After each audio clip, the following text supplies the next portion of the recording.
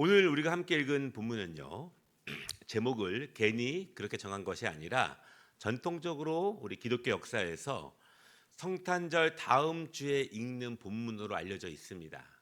보통 교회 이력에 의해서 1년 365일에 대한 말씀이 원래 정해져 있습니다. 그래서 구약의 말씀 또 신약의 말씀 정해져 있는 말씀들이 있는데 그 교회력을 통해서 보면은 성탄절 다음 주일에 이 말씀을 함께 나누는 것이 이 초대 교회부터 기독교 역사의 중요한 전통이었습니다. 그래서 오늘 이제 이 마지막 예배를 드리면서 어떤 말씀을 함께 나눌까를 준비하다가 이 말씀을 통해서 우리가 함께 은혜를 나누는 것이 좋겠다 이런 생각을 했습니다. 물론 우리가 함께 읽은 이 말씀은요, 이사야 선지자의 예언인데요. 이사야 선지자의 예언은 크게 이스라엘 백성들은 망할 것이다. 그리고 그들은 포로로 끌려갈 것이다. 그리고 그들은 여러 장소에 흩어질 것이다. 그리고 그들은 오랫동안 종살이할 것이다. 이것이 이사야 선지자의 기본적인 예언의 말씀입니다. 그런데 이 이사야 선지자가 이사야서의 마지막 부분으로 가게 되면은 하나님의 임재 여호와의 날에 대해서 선포를 하죠. 그리고 여호와의 날이 임하면 하나님께서 다시 그들을 건지실 것이고 다시 회복시키실 것이다. 이렇게 선언을 하게 합니다. 물론 이스라엘 백성들이 그들이 망하기 전에 흩어지기 전에 그들이 포로가 되기 전에는 이사야 선지자나 예레미야 선지자 많은 선지자들의 말을 듣지 않았죠. 귀를 기울이지 않았습니다. 망할 것이라고 하는 흩어질 것이라고 하는 하나님의 말씀을 전하는 선지자들을 도리어 멀리 했죠. 그러나 우리가 아는 것처럼 하나님의 말씀은 이루어집니다. 그들이 믿으면 좋았겠지만 안 믿는 가운데서도 그들은 이 말씀이 이루어질 때 포로로 끌려가게 되었고 흩어지게 되었습니다. 그럼 그들은 이방에서 포로로 노예로 살아갈 때 어떤 말씀을 붙잡고 다시 소망을 가지고 다시 힘을 낼 수 있을까?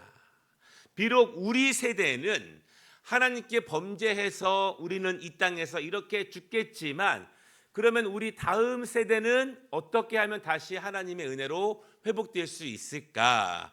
그들이 바로 오늘 이 말씀 그리고 또한 이 예레미야 선지자가 마지막에 이야기하고 있는 하나님이 다시 이스라엘 백성들을 건지실 그날, 다시 회복시킬 그날, 다시 고향으로 돌아오게 하시는 그날, 그 날을 소망하면서 그들은 그 어두움의 시간을 버티게 됩니다. 그리고 우리가 아는 것처럼 느헤미야서 이후에 또한 에스라서를 통해서 그들이 돌아온 다음에 얼마나 하나님의 말씀에 대해서 열심이었는지를 우리가 보게 되죠. 이스라엘 백성들은 포로 생활 가운데 이 말씀을 붙잡게 되는 거예요.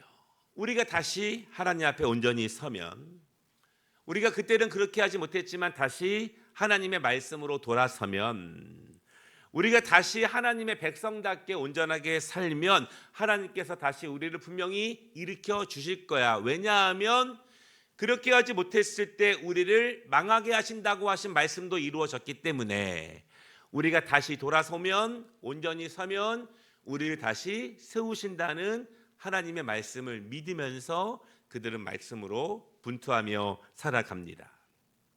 그런데 이사야 선지자는요, 단순히 이스라엘 백성들만 포로기를 끝내고 다시 고향 땅으로 돌아올 것이다 그렇게 예언하는 것은 아닙니다.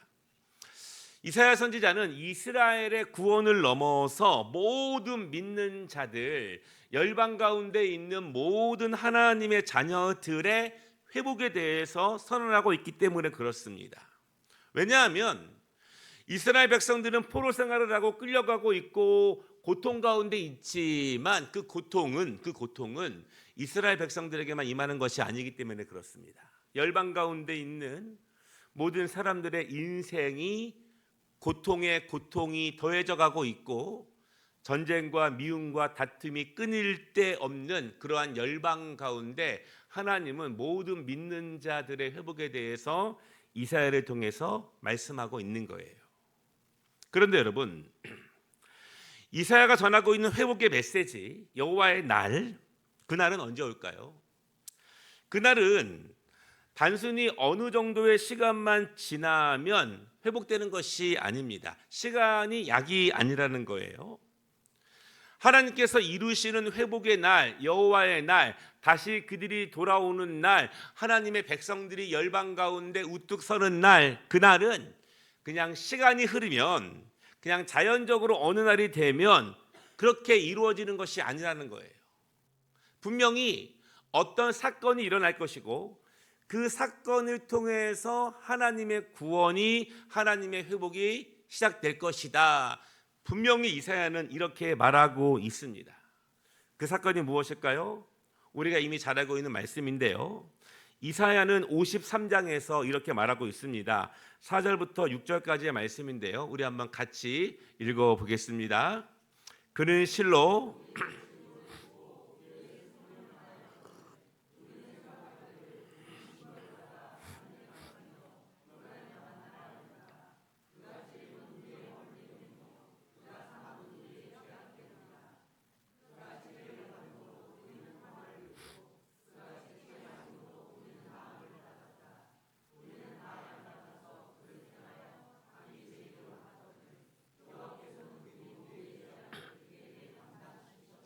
아멘. 이스라엘의 회복은요, 그리고 모든 믿는 자들의 열방적인 구원은 그냥 이루어지는 것이 아니라 하나님의 아들의 질고를 통해서, 찔림을 통해서, 고난을 통해서 이루신다, 이렇게 분명히 말씀하고 있습니다. 방금 읽은 6절 말씀을 보면은 여호와께서는 우리 모두의 죄악을 그에게 담당시키셨도다, 이렇게 말씀하고 있는 거예요. 이미 하나님께서 이스라엘을, 열방을 어떻게 구원하실지, 우리 모든 죄의 문제를 어떻게 해결하실지 하나님께서는 이사야 선지자를 통해서 이미 모든 열방 가운데 말씀을 주셨습니다. 이 예수 그리스도의 오심을 통해서, 그분의 죽음을 통해서 이스라엘은 회복될 것이고, 그리고 모든 믿는 자들이 구원을 얻게 되는 것입니다. 예수님께서 어린 양으로 직접 화목제물이 되심으로 우리 모든 사람들의 죄를 대신 담당하심으로써 우리가 구원을 얻게 되는 것이지요. 바로 그 일을 위해서 예수님께서 이 땅에 내려오셨습니다. 하나님의 아들 메시아를 이 땅에 보내주신 것이고, 우리는 그것을 성육신 이렇게 말합니다. 지난주 성가대가 칸타타를 할 때 너무너무 은혜로웠는데 그 중에 이런 가사가 있었어요. 영원에서 시간으로 내려오신 하나님, 그리고 또 우리가 설교 때 함께 말씀을 나눈 것처럼 다시 영원으로 우리를 인도하시는 임마누엘, 그 은혜를 위해서 하나님께서는 아들을 이 땅에 보내신 것입니다. 그리고 성탄의 다음 주에 교회는 전통적으로 오늘 말씀을 읽으면서 다시 한번 하나님께 찬양과 영광을 올려드리는 거예요. 메시아가 오셔서 나에게 임마누엘을 이루시면 나는 어떻게 화답해야 하는가? 나는 어떻게 하나님께 영광을 올려드려야 되는가? 메시아가 오시면 어떤 일이 일어나는가? 내가 그분을 진정으로 구원자로 영접하면은 나에게 어떤 일이 일어나는가? 열방 가운데 어떤 일이 일어나는가에 대해서 말씀하고 있는 것이 오늘 본문입니다. 예수님이 우리에게 임마누엘 하신다는 의미는 단순히 나의 친구가 되시는 것이 아니라 내가 적적할 때 함께 시간을 보내주시는, 내가 우울할 때 내 마음을 위로하시는 그러한 어느 정도 조금만 도와주시는 친구가 아니라 나를 온전함으로, 나를 완전함으로 구원하시는 임마누엘의 은혜, 내가 예수 그리스도를 온전하게 임마누엘로 모실 때 그때 나에게 어떤 일이 일어날까요? 여러분, 어떤 일이 일어난다고 생각하십니까? 10절을 보면은요, 그때 우리에게 옷을 입혀 주시는데 그때 구원의 옷을 입혀 주신다, 이렇게 말씀하고 있습니다. 우리가 4주 동안 임마누엘에서 말씀드리면서 이렇게 말씀을 나눴습니다. 임마누엘이 이루어져야 예수님이 나를 인도해 주시고, 인도함을 받아야 우리가 죄사함을 받고 죄사함을 받아야 영원한 하나님의 나라로 우리가 함께 들어갑니다. 메시아가 이 땅에 오셔서 성육신이 이 땅에 오셔서 우리에게 하시는 일은 구원을 입혀주시는 것입니다. 구원을 입혀주시는 것. 그런데 여러분, 구원을 입혀주시는 것은 갑자기 생긴 이론이 아닙니다. 원래 구약에서부터 있는 이론이에요. 여러 번 설명을 드렸지만 다시 한번 설명을 드려보면, 구약에서 한 사람이 죄를 지으면 어떻게 용서를 받을 수 있을까요? 그 사람은 모세의 율법에 있는 것처럼 내가 죄를 지은 것을 말씀을 통해서 알게 되면 속죄 제사를 드려야 합니다. 그렇죠? 나의 죄에 대한 대가를 내가 치료해야 하는데, 때로는 내가 죽어야 하는데, 하나님이 주신 언약, 말씀, 모세 율법에 나와 있는 대로 내가 죽어야 하는데 내가 정해진 짐승이 대신 죽을 때 내가 삽니다. 여러분, 이 자체가 큰 은혜예요. 당시에 있던 고대 근동의 다른 법전들을 보면 이에는 이, 눈에는 눈이 거의 대부분 사람들의 모습입니다. 사실은 이것이 지금도 통용되지 않습니까? 그런데 하나님께서는 모세에게 율법을 주시면서 우리의 죄를 용서하시는 은혜를 주셨는데, 내가 죽을 수밖에 없지만 하나님이 정한 그 짐승의 죽음을 통해서 내가 사함을 받는 것입니다. 이 자체가 큰 은혜이죠. 그리고 이 자체가 큰 믿음이에요. 믿음. 왜냐하면 하나님의 말씀대로 율법대로 행하면 하나님이 내 죄를 묻지 않으신다는 믿음이 있기 때문에 우리는 그렇게 제사를 드릴 수가 있어요. 그런데 중요한 것은, 나는 한 번만 죄를 짓나요? 그렇지 않습니다. 죄악된 본성을 가진 우리 모습들은, 구약시대 사람들은 하나님께서 이 제사를 받으시고 우리의 죄를 용서해 주시지만 죄악된 본성이 우리 안에 있기 때문에 계속 죄를 짓게 되죠. 그리고 그때마다 또한 속죄 제를 계속 드리게 됩니다.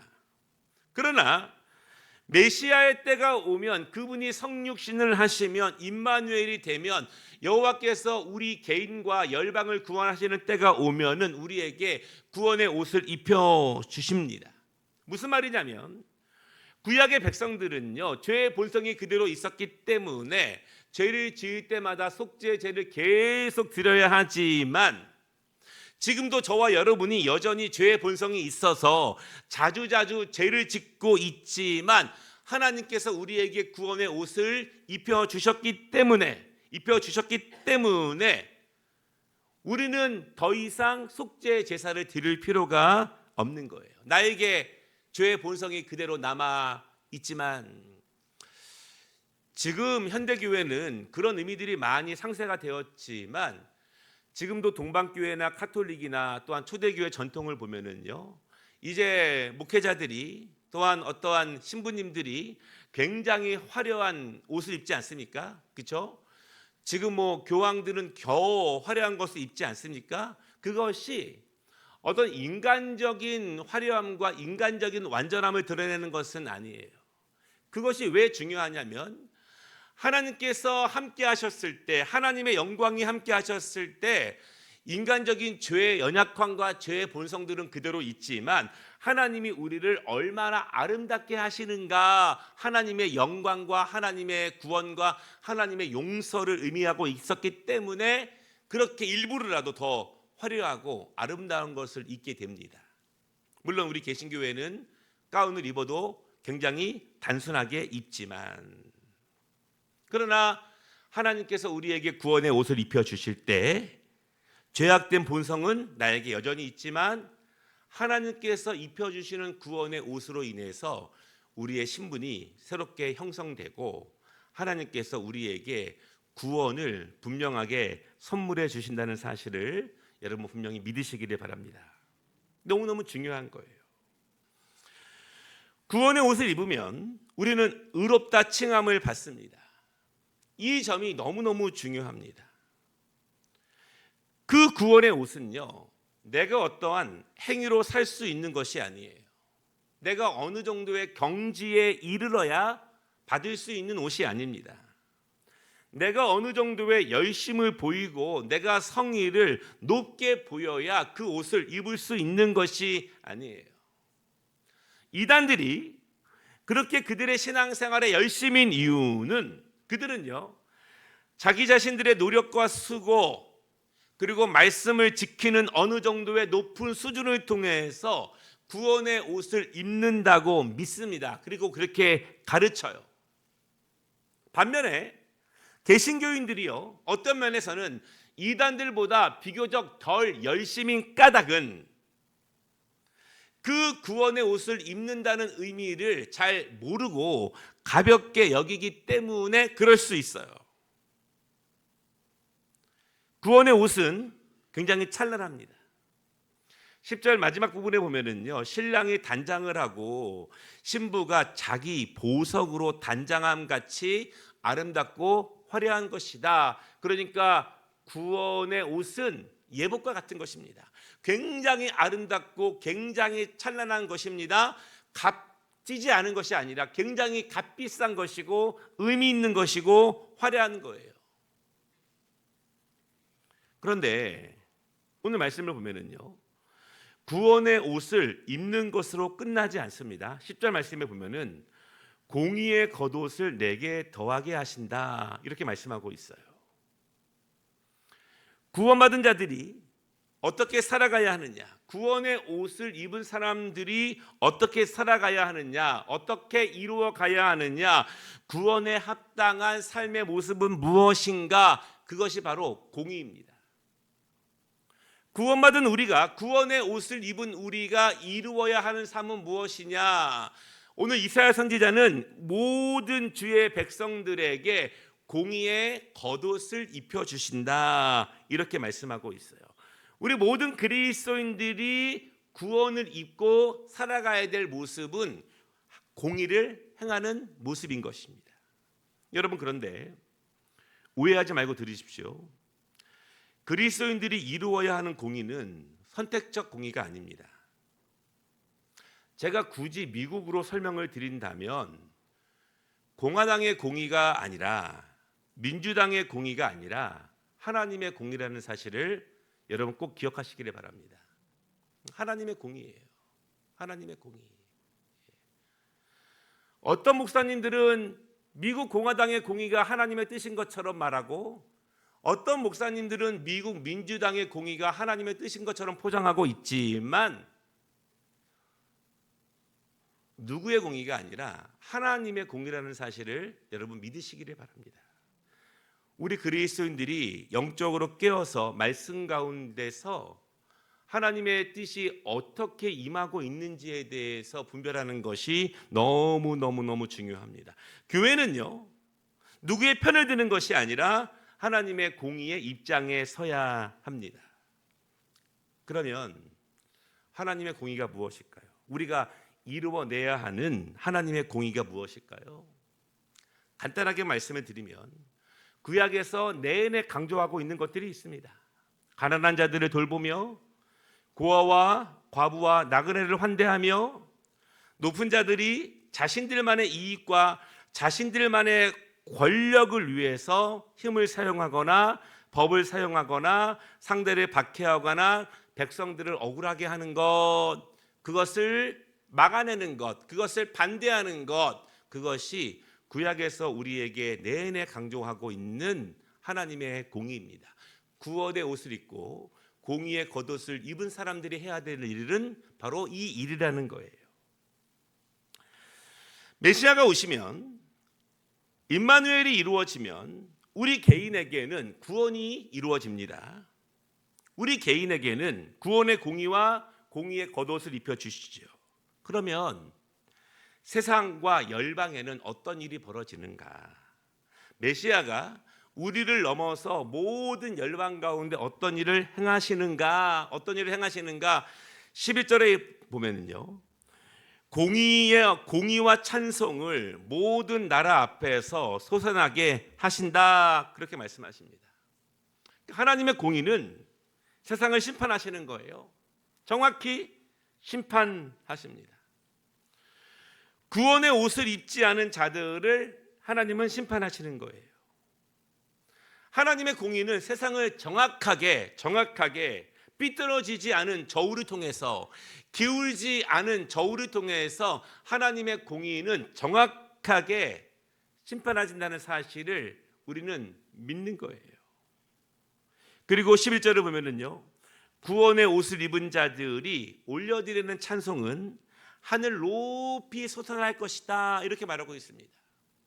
그날의 여호와의 날에, 심판대의 날에, 하나님의 공의가 펼쳐지는 날에 억울해 보였지만, 눌려져 있는 것처럼 보이지만, 잠잠한 것처럼 보이지만 구원의 옷을 입은 자들의 찬송은 높아질 것이고, 하나님의 공의를 통해서 세상의 모든 죄들은 심판을 당할 것이다. 62장 1절과 2절은요, 1차적으로는 이스라엘 백성들의 회복을 의미합니다. 근데 여기에는 중요한 신학적인 의미가 있는데요, 로마서 7장 8장에도 이것이 강조되고 있습니다. 이스라엘은 작은 민족입니다.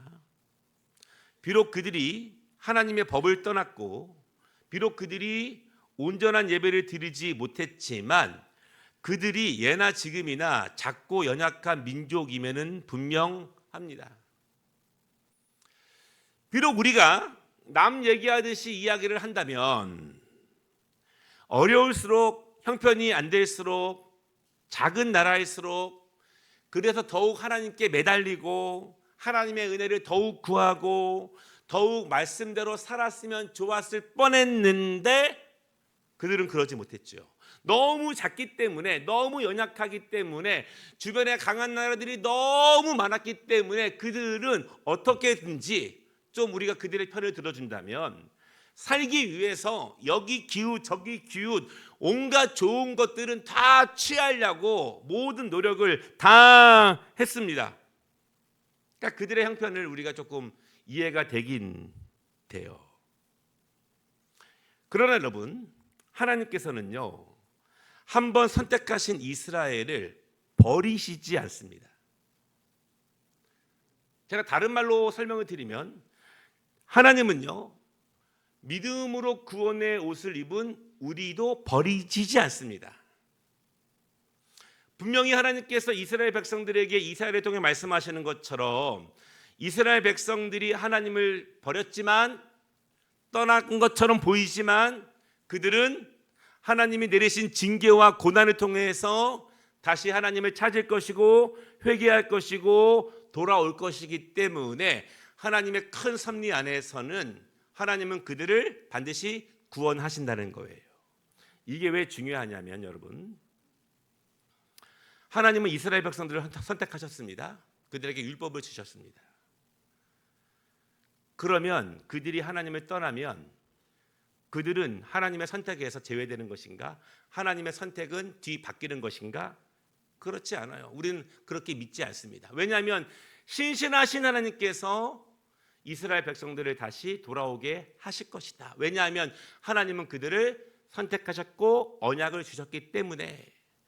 하나님께서 우리에게 구원의 옷을 입혀주신 것은 여전히 우리에게 제약된 속성들이 많이 있지만, 그럼에도 불구하고 우리에게 여전히 죄를 짓는 모습들이 있지만, 하나님의 말씀을 떠나게도 하겠지만, 하나님은 궁극적으로 우리를 다시 부르실 것이고 우리를 다시 하나님의 나라에서 거룩한 백성으로 살아가게 한다는 사실, 그것이 우리에 대한 믿음이에요. 만약 여러분, 하나님께서 이스라엘 백성들을 버리신다면 하나님이 직접 세우신 언약은 파기되는 것입니다. 하나님께서 이스라엘 백성들이 돌아오실 때까지 기다리시지 않는다면 하나님의 신실성은 파괴되는 거예요.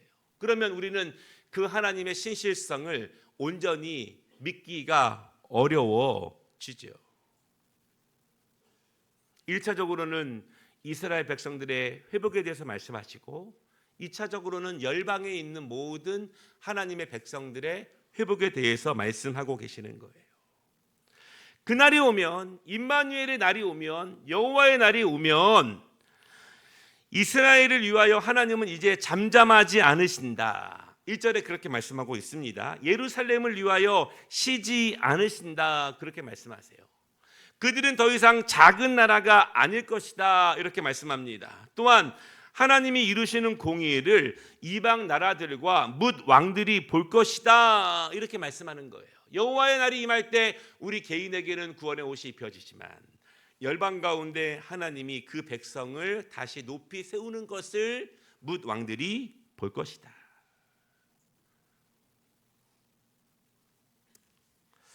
3절부터는요, 이스라엘과 모든 백성들 그리고 우리에게 이루어질 일들에 대해서 말씀하고 계시는데요, 하나님께서는 믿음의 자녀들의 손에 아름다운 왕관을 주신다, 이렇게 말씀하고 있어요. 그리고 4절에 보면은요, 이제 다시는 버림받은 자가 아니라, 황무지가 아니라, 이제는 포로가 아니라, 이제는 그들이 흩어진 자들이 아니라 하나님께서 기뻐하시는 하나님의 기쁨이라고 하는 헵시바가 될 것이며 그리스도의 신부라고 하는 뷸라가 될 것이다.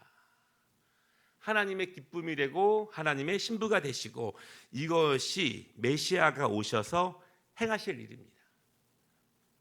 그리고 이스라엘 백성들이 붙잡았던 말씀이고, 또한 지금 우리가 힘들고 어려운 세상 가운데서 메시아의 오심을 믿으며 그분이 이루실 일을 소망하는 것은 바로 이러한 일이에요.